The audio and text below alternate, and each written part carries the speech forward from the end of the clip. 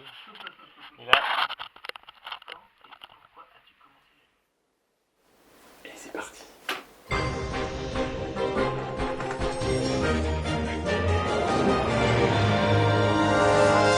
Bonsoir à tous. À la une de l'actualité ce soir, l'offensive du gouvernement sur le code du travail, assouplissement des 35 heures, refonte des règles de licenciement.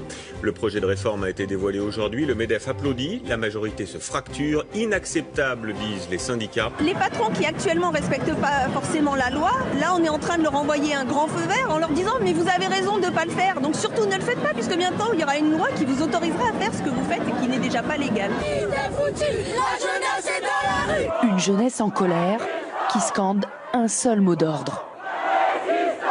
Le gouvernement, on l'a compris, qui cherche à éviter que les manifestations prennent de l'ampleur. Qui sont ces jeunes ou ces moins jeunes qui se retrouvent chaque soir au cœur des grandes villes dans le mouvement Nuit debout? Étudiants, salariés, retraités ou chômeurs, ils ont des parcours différents mais se retrouvent sur un point, ils ne veulent plus de la politique actuelle. Quand on arrête de leur servir, qu'on commence à leur faire peur. Et on enchaîne avec ces images de la Nuit debout à Lille. L'objectif clairement affiché est décider de l'organisation du mouvement dans les prochains jours. On est arrivé vers 22h. Les gens étaient en train de mettre en place une commission écologie, une commission éducation, une commission ci, une commission là. Et on s'est dit, waouh, pour une fois, on va se retrouver entre nous, dans l'espace public, notre espace en fait, et on va faire de la vraie démocratie. C'est-à-dire on va se retrouver, on va réfléchir, on va échanger et on va débattre.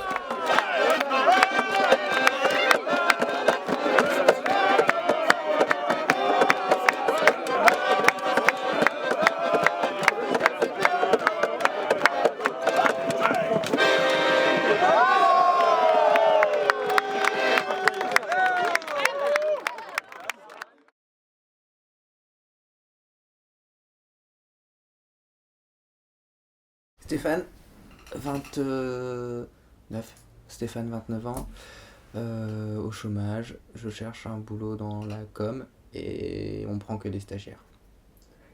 Okay. Voilà. T'as rien d'autre qu'un chômeur ? Pour l'instant, non. Virginie, 24 ans, enseigne étudiante dans l'animation socio-culturelle, qui a du mal à s'insérer sur le marché du travail et qui de temps en temps fait des jobs alimentaires, des vacations en tant qu'aide-soignante. Militante aussi, et jardinière. J'ai commencé à me bouger en 2010 parce que globalement il y a plein de choses qui me plaisaient pas. J'ai commencé à signer des pétitions sur internet ou à aller manifester. Je crois que ma première manif c'était contre ACTA, l'ancêtre du TAFTA, du TTIP, du CETA.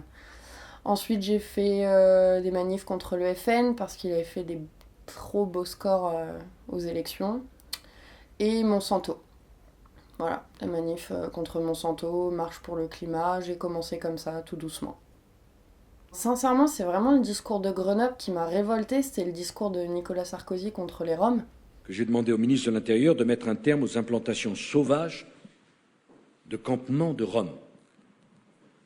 Et nous allons procéder d'ici fin septembre au démantèlement de l'ensemble des camps. Dans les 3 mois, la moitié de ces implantations sauvages auront disparu du territoire français. Il s'est quand même passé des choses monstrueuses il y a 70 ans, parce qu'on stigmatisait une partie de la population, et là on est en train de reprendre le même chemin de la haine, ou toujours dévier un petit peu l'attention en ciblant une certaine catégorie de citoyens ou de population, quoi. Et je me suis dit, ils agitent un drapeau et du coup faut qu'on regarde par là, mais ça veut dire que de l'autre côté il y a des choses à voir, quoi. Donc j'ai commencé à me poser des questions et à me rendre compte que ça tournait pas de façon égalitaire et logique, quoi. Que ce soit le système politique qui est à mon sens défaillant, et tout ce qui est industrie, quoi. Qu'on marchait un petit peu sur la tête, en fait, littéralement. Moi, j'ai commencé, je sais plus exactement en quelle année. C'était contre le CPE. 2005 2006. 2006, j'étais déjà dans les hautes études, j'étais en première année. Et ça faisait 20 ans qu'on n'avait pas bloqué la fac où je me trouvais. Donc on a pris nos chaussures et parti dans la rue pour pour manifester contre cette chose, le contrat première embauche. C'était la première fois. Après, il y a eu les retraites, sous Sarkozy. On s'est encore pris une claque, même si au CPE, on a gagné par la suite. Et de résignation, j'ai complètement arrêté la lutte parce que j'avais pas l'impression qu'on pouvait gagner un jour. J'ai recommencé en 2016 sans y croire vraiment, mais je voulais être là. Qu'est-ce qui fait que vous, personnellement, vous vous dites putain, mais là c'est plus possible, là je vais faire quelque chose? Ben, ça a commencé quand j'étais étudiante infirmière, quand j'étais stagiaire infirmière. Déjà, donc ça c'est vraiment personnellement, voilà, Xavier Bertrand en 2007, il a dit et décidé que tous les étudiants paramédicaux, comme on était assuré de trouver du travail en sortant, ce qui était globalement encore vrai, en 2007 on disait une infirmière, un kiné, une aide-soignante, ça trouve du travail facilement. On était assuré de trouver du travail, donc quand on était en études, on méritait que 23 € par semaine de rémunération. Donc je vous laisse imaginer, sur 5 semaines de stage, ça fait à peu près 110 €. Moi j'étais en région parisienne, ça couvrait même pas mes frais de transport. Donc déjà là, je me suis dit, wow, c'est pas normal. C'est pas normal et c'est profondément injuste parce que, effectivement, en tant qu'infirmière, on trouve plus facilement du travail que certaines personnes, enfin certains autres corps de métier, mais, depuis, il y a eu la tarification de la santé. Et ça va pas du tout, parce qu'à partir du moment où on tarifie la santé, les gens soignés ne sont plus des malades, mais deviennent des clients. Du coup, à partir de là, je me suis dit, waouh, personnellement, ça me va plus. J'ai arrêté ces études. Je me suis pas battue. Je me suis un petit peu battue contre mes tuteurs en stage. Je me suis un petit peu battue contre mon école. J'ai vu que c'était un petit peu comme Don Quichotte, se battre toute seule contre des moulins. Du coup, j'ai arrêté ces études, je suis sortie. Je me suis dit, bon, bah, c'est pas pour moi et c'est pas un métier que je veux faire, pas dans ces conditions-là. Et le peu de fois où j'ai travaillé depuis, c'était dans des très mauvaises conditions de travail. Moi, j'en avais juste marre qu'on tape sur les mauvaises personnes. On va taper les pauvres, on va taper les immigrés, on va taper... on tape les catégories de personnes qui sont sans défense. Et je trouve ça pas acceptable. Et par contre, à côté de ça, on laisse les dérives du marché du travail, on laisse les dérives des marchés financiers, on laisse... Je veux qu'on pointe du doigt les gens qui font des choses qui ne sont pas éthiques. Et c'est ce que représente le pouvoir. C'est pour ça que je suis contre le pouvoir et c'est pour ça que je rentre dans des luttes. Dans quel but ? Obtenir une société durable, équitable et durable. Ce serait bien qu'on mette en place un système plus équitable, plus éthique et plus durable pour nous, pour nos enfants, et pour dans 200 ans, et pour dans un millénaire. Moi, pourquoi je lutte, c'est pour qu'on ait ça fait un peu cucul à praline, mais un monde qui... Enfin, pour que l'être humain soit plus tolérant avec la planète qui nous a accueillis. On est en train de la détruire, on est en train de se détruire tout simplement, donc je lutte pour changer le mode de consommation, pour arrêter avec cette idée d'infinité des ressources de la planète, pour qu'on pense à long terme, en fait, pas sur le court terme et pas sur l'enrichissement personnel de façon pécuniaire.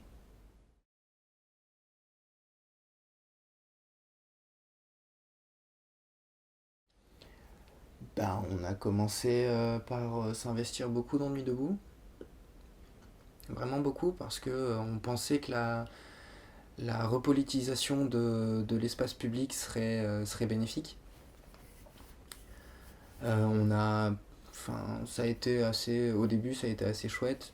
En tout cas, moi, c'est ce que j'attendais depuis des années. On a entendu parler vaguement des indignés. Voilà. En France, ça n'a pas bien pris. Après, moi, j'en avais même pas entendu parler, c'est dire à quel point on médiatise ce genre de choses. Donc mais j'étais jeune, j'étais encore au lycée à cette époque, donc impossible de sortir ou de faire ce genre de choses. Voilà, moi, c'est quelque chose que j'attendais depuis des années parce que j'avais bien conscience d'être ce qu'on appelle une révolutionnaire canapé. C'est-à-dire que s'indigner sur son fil d'actualité Facebook, c'est bien, ça peut peut-être faire passer le message à d'autres, mais ça va pas changer le monde. Voilà. Donc quand on a vu Nuit debout à Paris, on s'est dit waouh, ça peut interpeller, ça peut faire bouger ou faire avancer les choses. Du coup, quand on a vu que le 9 avril, il s'en passait une à Lille, on y allait. Et le 10 avril, on faisait partie de l'équipe logistique Nuit debout parce qu'on s'est dit c'est une chance, on a peut-être une chance de construire ou au moins d'essayer de faire quelque chose. Pour la première fois de ma vie, je suis allée vers un autre groupe de gens que je connaissais pas, sans aucune peur, dire ouais, salut, bonsoir, moi je m'appelle Virginie, et toi tu fais quoi dans la vie ? Et du coup, toi tu fais quoi dans la vie ? Et de vraiment parler, discuter, d'échanger des idées profondes, et aussi d'entrer en... pas en conflit, mais de se frotter à quelqu'un qui pense complètement différemment. Voilà. Et encore une fois, de se rendre compte que c'est dans des idées, des façons de penser complètement distinctes. Si on arrive à créer un pont entre ces deux schémas de pensée, il y a encore un troisième schéma de pensée qui émerge. Et c'est ça qui était dingue avec Nuit debout. C'est que malgré l'état d'urgence, dont on ne veut pas, on a bravé l'état d'urgence. Ouais, il y a eu attroupement sur la voie publique. Ouais, et on n'était pas dangereux, on faisait que discuter. Et c'est ça qui était fort, c'est que 250 personnes à Lille, place de la République, qui discutent, c'est dangereux. C'est ça qui était fort, et qui était beau dans Nuit debout. C'est de dire que juste le fait d'être ensemble, d'arrêter d'être divisés chacun chez soi, juste le fait de se réunir, c'est dangereux. Là, on a l'impression d'avoir un poids qu'on n'a jamais. Enfin, que j'ai jamais eu avant. Voilà pourquoi, naturellement, on s'est tout de suite beaucoup impliqué dans le mouvement.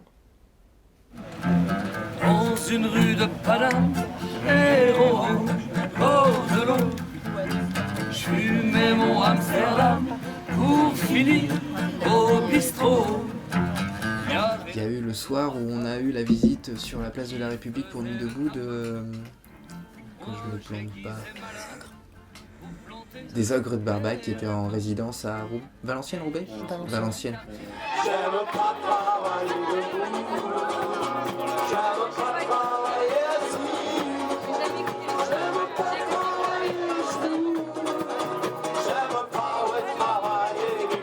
Et du coup, oui, déjà ce concert, Zoufris Maracas, parce que là c'était un vrai concert. Ça a duré plus d'1 heure, on dansait, du coup, et ça a fait beaucoup de bien. Moment positif.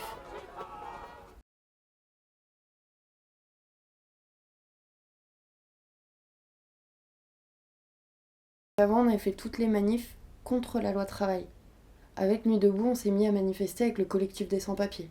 Tous les mercredis à 18h30, il y a le collectif des sans-papiers qui manifeste. On va lui rappeler qu'est-ce qu'on veut ? Qu'est-ce qu'on veut ? Pour qui ? Pour tous.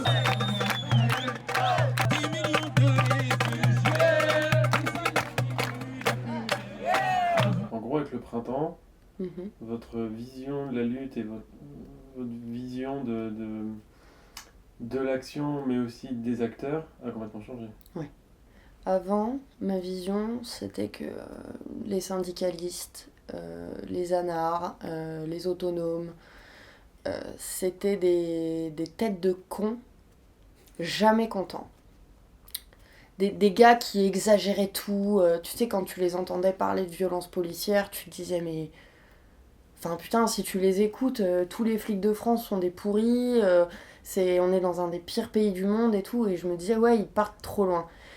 Et puis, j'ai vécu le printemps 2016. Voilà. Donc, effectivement, les premières manifs, je comprenais pas. Ils faisaient du collage sauvage où ils expliquaient qu'il fallait qu'on se masque par solidarité. Et moi, je me disais, mais non, ça fait peur de se masquer, ça fait peur aux gens.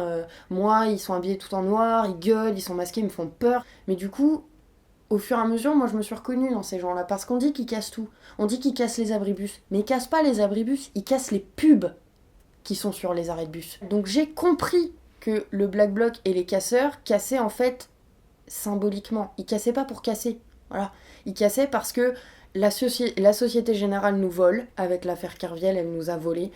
parce que la BNP Paribas nous vole, parce que toutes les banques et les institutions financières nous volent. Voilà. Ils cassent les agences immobilières, les grands magasins, les banques, les distributeurs et la pub parce qu'aujourd'hui, c'est une société qui est non équitable et injuste. Voilà. Mon regard a complètement changé sur ces gens-là, sur les gens qui faisaient les blocages, sur les gens qui faisaient des actions. Je pensais que c'était des allumés du bulbe qui partaient trop loin. Et en fait, j'ai réalisé qu'ils avaient raison, que ces gens-là ont raison. Moi, ça n'a pas vraiment changé la vision des mouvements sociaux que j'avais. Ça m'a surtout permis d'y prendre vraiment part. Ça a retiré une espèce de crainte. Le nombre de gens qui étaient contre cette loi-là en particulier m'a retiré la crainte du policier, la crainte du policier, la crainte j'avais un peu peur du pouvoir, en fait, tout simplement. Et ça m'a permis de prendre part à ce genre d'action. Voilà. Mais j'ai aucune vision de la chose qui a changé.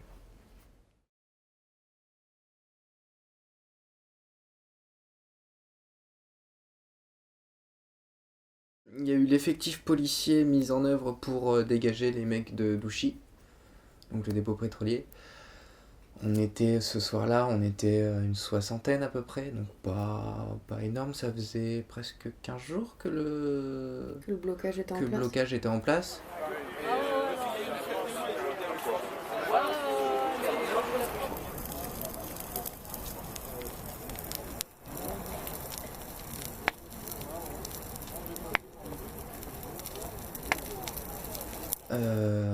Et là, à 6h du matin, on a 200 CRS qui se pointent avec un canon à eau, on est 60 en face.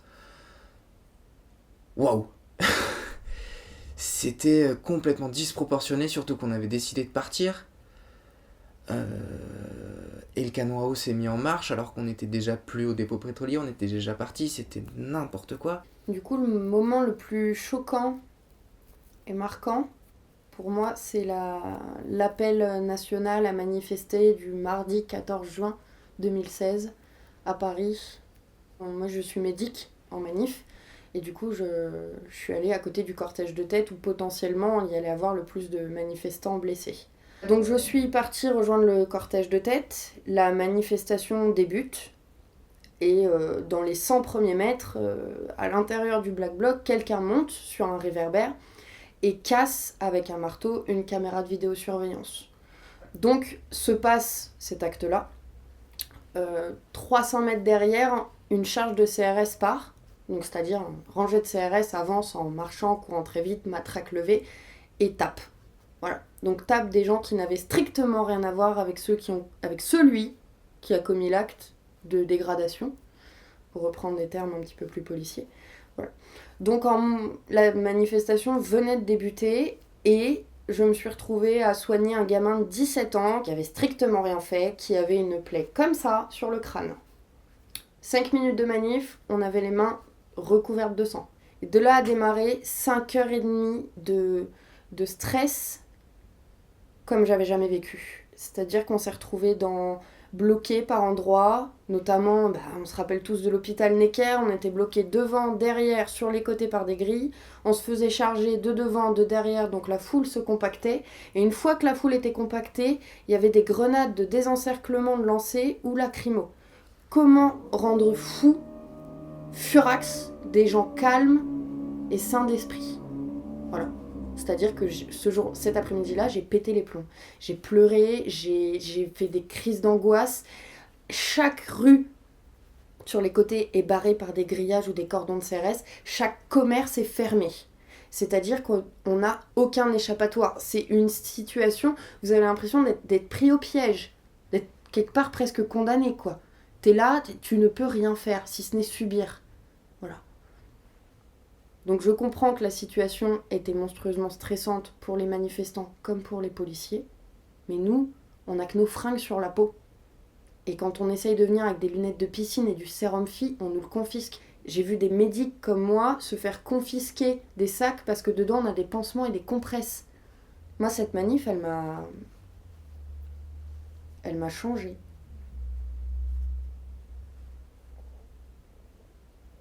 Et en quoi elle t'a changé? C'est-à-dire la peur d'y retourner ou la détermination d'y retourner La peur d'y ou... retourner, j'ai très très peur un jour de revivre une manifestation comme ça. Je vous dis, essuyer une 50aine de charges avec des policiers qui sont armés des pieds à la tête et blindés, qui avancent en tapant sur leur bouclier en disant « Ah où ? Ah où ? Ah où ?» ou en provoquant des manifestants en disant « Viens, viens, viens, viens, on va se prendre en un contre un, viens, viens, viens ». Ça, entendre que ma mère qui manifestait entre la CGT et FO en fin de cortège a demandé à sortir de la manif et le policier lui a dit non, il a fallu qu'elle montre sa carte d'handicapé, de personne invalide pour pouvoir sortir de la manifestation et prendre dans les dents « Eh ben vous avez voulu manifester ma bonne dame, eh ben vous assumez maintenant ». Il y a des grosses dérives policières et aujourd'hui, oui, j'ai peur de l'institution de la police. J'ai peur d'eux. Cette manif, elle m'a montré que la répression en France était un peu reine. Il y a eu aussi Porte des Postes où le dispositif, ils étaient beaucoup moins nombreux, mais c'était d'une violence. C'était un matin en semaine, on a décidé, enfin la CGT a fait un appel départemental pour bloquer le rond-point de Porte des Postes. On s'y est retrouvés à 5h, 6h du matin, on a commencé à mettre des pneus en place, donc tout se passait bien jusqu'à peu près à la relève où les flics sont passés pour rentrer au poste et du coup ils ont appelé leurs copains pour dire il y a un truc qui se passe Porte des Postes, il faut qu'on les dégage. Voilà. Et donc jusque 8-9h, tout allait bien, ils se préparaient gentiment, ils ont complètement bloqué la circulation, donc ils ont fait le travail à notre place, ça c'était cool. Et là on commence à les voir s'arnacher un peu trop, donc on recule, on se met à l'opposé du rond-point 2. Vous étiez combien? On était 40, pas beaucoup plus. Hein. La prouesse réside là, on était 40 et on a réussi à bloquer l'entièreté du rond-point Porte des Postes qui est gigantesque. Donc voilà. Avec la fumée des pneus, c'était un peu apocalyptique. Le rond-point était complètement vide, c'était noir de fumée. Et puis il y avait cette menace là des flics qui étaient juste là, c'était assez angoissant. Et d'un seul coup, ils ont commencé à trottiner en plein milieu du rond-point. Et là, la BAC qui passe de chaque côté et qui nous charge en courant. Sans aucune sommation, sans rien.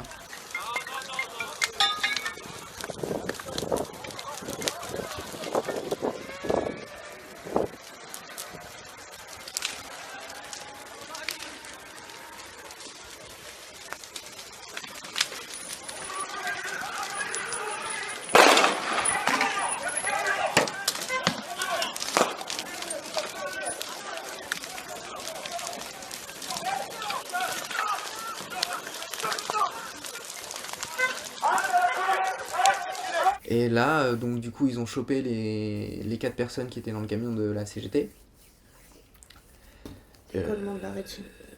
Et s'en est suivi une chasse à l'homme jusque dans Oisem. Donc la majorité est partie vers la rue des Postes. Et c'est là qu'on s'est coupé en deux. Il y en a une partie qui est remontée sur Oisem et l'autre partie qui est remontée sur Moulins. Et eux, la BAC a décidé de suivre ceux qui étaient partis sur Moulins. Et ils en ont rechopé 4 du côté des halles au marché de Oisem. Et là, complètement... Enfin, on était tous les deux, on était complètement perdus. On a retrouvé des têtes qui étaient sur le rond-point juste un peu avant, qui avaient tourné comme nous pour repartir sur Moulins. Du coup, on est reparti. Là, on a croisé la BAC avec plein de sirènes. C'était... une chasse à l'homme. Heureusement qu'on est rentré vite à la maison, quoi. Moi, j'ai pas pu aller à la manif l'après-midi, j'étais pas bien. En rentrant à la maison, on a eu quelques hallucinations auditives aussi dans l'après-midi. On était en état de choc. Quand on est rentré à la maison, on était en état de choc. Et on a eu tous les deux des hallucinations auditives, c'est-à-dire qu'on entendait des sirènes. Mais à l'intérieur. Et on avait conscience qu'elles étaient à l'intérieur. Et on tremblait, on voulait se rendormir parce qu'on était fatigué et il y avait pas moyen, quoi. Et voilà, c'est surtout ce qui m'a marqué plus que les moments, c'est la disproportion du dispositif sécuritaire. Qui faisait assez peur. Parce qu'on était vraiment en train de quitter le rond-point, quoi. On était à une extrémité, on était quasiment à l'embouchure de la rue Porte des Postes. On allait quitter le rond-point, on avait tous les CRS qui marchaient sur nous comme nous sur la chaussée du rond-point, vraiment, où les voitures circulent normalement. Et donc, on se disait entre nous, on reste groupés, ne courez pas, ça ne sert à rien, on marche, on s'en va. D'un coup, on tourne légèrement la tête à droite, et là, on voit les officiers de la BAC, matraque levée, casque de moto, courir, mais en sprint. Et eux, ils étaient sur le trottoir, en fait, le passage piéton. Et donc, en fait, ils allaient nous dépasser et tous nous attraper, quoi. Donc là, on est tous partis, je pense qu'on a battu des records parce qu'on est partis de la marche et on a quand même réussi à tracer, à courir plus vite que ces officiers de la BAC.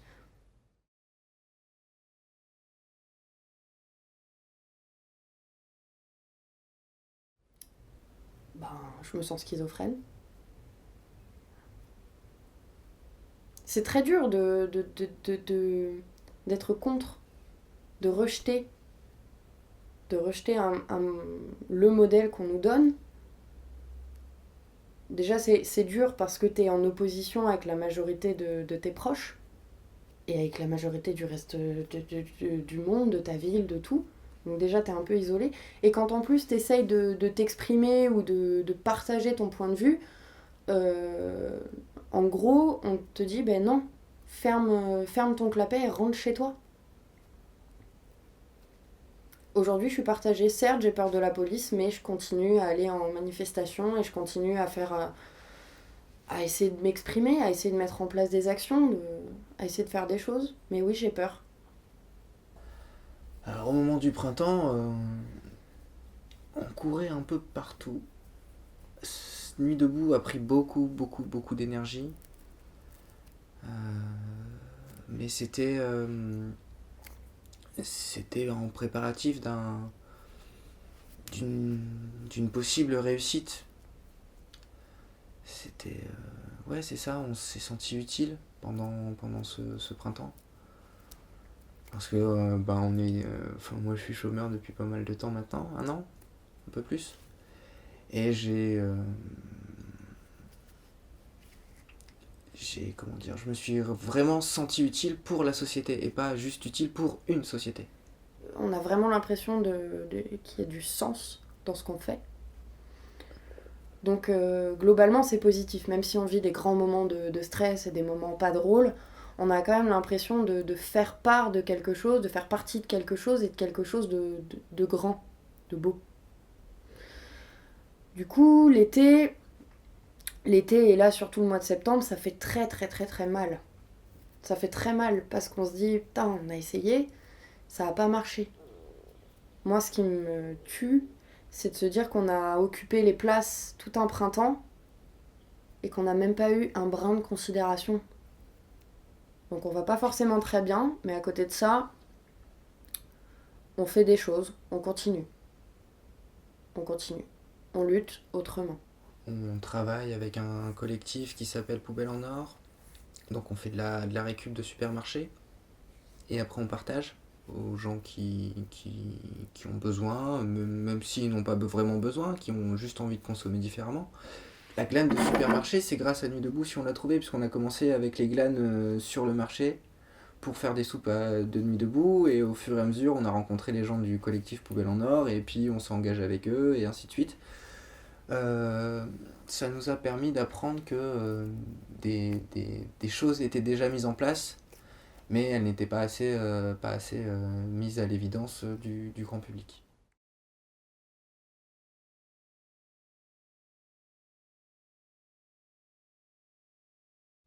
Premièrement, Nuit debout, c'était un tour de chauffe. Voilà. Tour de chauffe. Deuxièmement, vulgairement, je pense que les gens n'ont pas encore assez faim pour que ça prenne vraiment. Il y a cette histoire que les gens ont peur, économiquement, ont peur de la répression et ont peur que ça n'aboutisse à rien.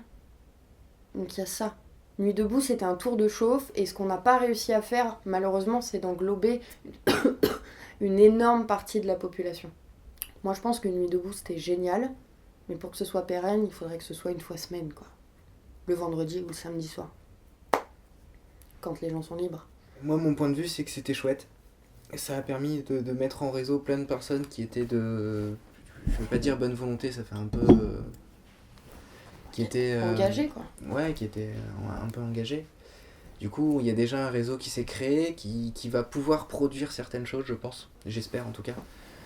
Recommencer Nuit debout, je suis pas persuadé que ça fasse quelque chose. Non, mais continuer de se réunir, que les citoyens continuent de se réunir pour discuter de la politique locale ou nationale, ça, faut que ça se passe tout le temps, en fait. Faut plus jamais que ça s'arrête. Notre principal devoir, c'est de réfléchir et de s'exprimer. Et donc en gros, vous êtes en attente. En attente, oui et non, parce que si on était vraiment que en attente, on reproduirait nos bêtises d'avant et de se dire on est bien sur notre canapé, on gueule comme ça sur notre canapé et on fait rien d'autre, quoi.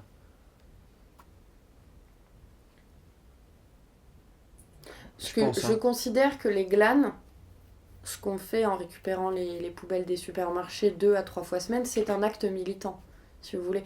Si tu veux, chaque semaine, on sauve des dizaines et des dizaines de kilos de nourriture. Cette nourriture, elle a été produite. Donc c'est le fruit du travail de personnes et c'est le fruit du travail de la terre. Donc quelque part, elles ont été produites, donc elles ont coûté de l'eau, ou elles ont pollué. Donc non seulement c'est irrespectueux pour les personnes, et puis pour la terre. Donc le fait de récupérer toutes ces denrées alimentaires de bonne qualité chaque semaine et de les redistribuer, c'est du militantisme. C'est de la lutte. C'est de la lutte anti-gaspillage, anti-foutage de gueule, parce qu'il y a la loi anti-gaspillage alimentaire qui est passée, c'est une grosse blague. C'est de la lutte, voilà. Parce que j'ai découvert que les Restos du Cœur ne tournaient pas l'été. Et du coup, ça, on l'a fait cet été. Donc cet été, on a distribué des denrées alimentaires à des gens qui avaient réellement faim. Donc ça, c'est de la lutte. Et la dernière question, c'est l'avenir, quoi. C'est la merde. Non. Soit on se dit que avec la COP21, avec tout ça, tout plein de choses, ça va aller mieux. Qu'on va enfin arrêter de croire que c'est à la nature de produire comme nos usines. Qu'on va enfin comprendre que la nature, elle, ne produit pas de déchets. Que du coup, ce serait peut-être bien que nos usines produisent comme la nature, c'est-à-dire en cycle. Et non de façon linéaire, ce serait pas mal. Et du coup, là, l'avenir, il serait beau, il serait vert. Croyez-moi bientôt, les flics auront du boulot. Car tous les vagabonds parlent de révolution. Un jeu de chansons, ouais, des ardons. Il n'y aura plus de folie, la joie et l'anarchie. La joie et l'anarchie. La joie dans la rue. Et aussi. Moi, je dirais qu'un autre monde est tout à fait possible. Il y a plein de gens qui l'ont pensé, qui l'ont dessiné, qui l'ont écrit déjà. Et je pense qu'il faut qu'on change notre monde ensemble.